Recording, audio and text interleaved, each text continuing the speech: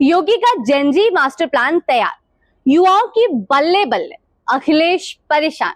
जी हाँ, चलिए बात करते हैं यूपी चुनाव 2027 के उस मुद्दे की जिसे आने वाले चुनाव में बड़ा ट्रेंडिंग टॉपिक माना जा रहा है, युवा वोटर। 2027 में विधानसभा चुनाव से पहले उत्तर प्रदेश की राजनीति में युवाओं को साधने की कोशिश तेज हो गई है।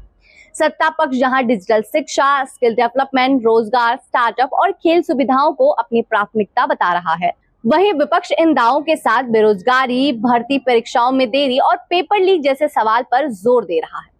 उत्तर प्रदेश देश के सबसे अधिक आबादी वाले राज्यों में से एक है और यहाँ युवाओं की संख्या चुनावी राजनीति में बेहद महत्वपूर्ण भूमिका निभाती है।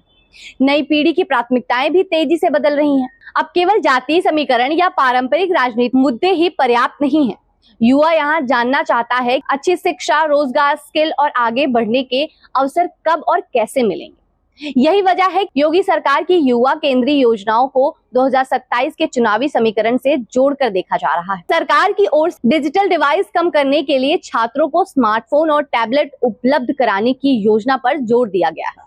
इसका उद्देश्य आर्थिक रूप से कमजोर और ग्रामीण क्षेत्रों के विद्यार्थियों को डिजिटल शिक्षा से जोड़ना है, ताकि वे ऑनलाइन पढ़ाई, तकनीकी प्रशिक्षण और प्रतियोगी परीक्षाओं की तैयारी बेहतर अवसर हासिल कर सके। दूसरा बड़ा कदम मुख्यमंत्री अभ्युदय योजना है। इसके माध्यम से प्रतियोगी परीक्षाओं की तैयारी करने वाले विद्यार्थियों को कोचिंग और अध्ययन सामग्री उपलब्ध कराने का प्रयास किया गया है। सरकार का तर्क है कि आर्थिक स्थिति किसी प्रतिभाशाली विद्यार्थी के तैयारी में बाधा न बने। युवाओं के लिए रोजगार और उद्यमिता भी बड़ा मुद्दा है। मुख्यमंत्री युवा उद्यमी विभाग अभियान जैसी योजनाओं के जरिए युवाओं को अपना कारोबार शुरू करने के लिए वित्तीय सहायता देने की बात कही जा रही है। इसका उद्देश्य युवाओं को केवल नौकरी तलाशने वाला नहीं, बल्कि रोजगार पैदा करने वाला बनाना है। इसके साथ ही सरकार तकनीकी क्षेत्रों में निवेश बढ़ाने की बात कर रही है। नोएडा और लखनऊ जैसे शहरों में IT, data centre, robotic, electronic और नई तकनीक से बड़े उद्योग बढ़ावा देने की कोशिश की जा रही है। यदि इन परियोजनाओं से बड़े पैमाने पर स्थानीय रोजगार पैदा होता है तो इसका राजनीतिक असर भी देखने को मिल सकता है। खेल के क्षेत्र में भी जिला और ब्लॉक स्तर पर सुविधा विकसित कराने का दावा किया गया है। Stadium, mini stadium, open gym और खेल मैदान जैसे सुविधाओं के विस्तार को युवाओं के लिए नए अवसर से जोड़ा जा रहा है। लेकिन तस्वीर का दूसरा पक्ष भी है।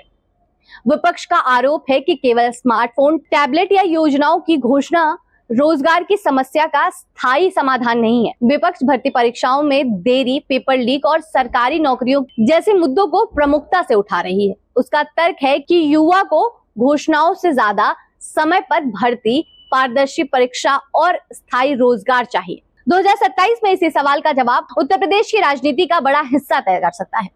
योगी सरकार हो या विपक्ष, अंतिम कसौटी यही होगी कि कौन युवा के भरोसे को जीत पाता है और कौन उसके भविष्य को लेकर ज्यादा विश्वसनीय विकल्प पेश करता है।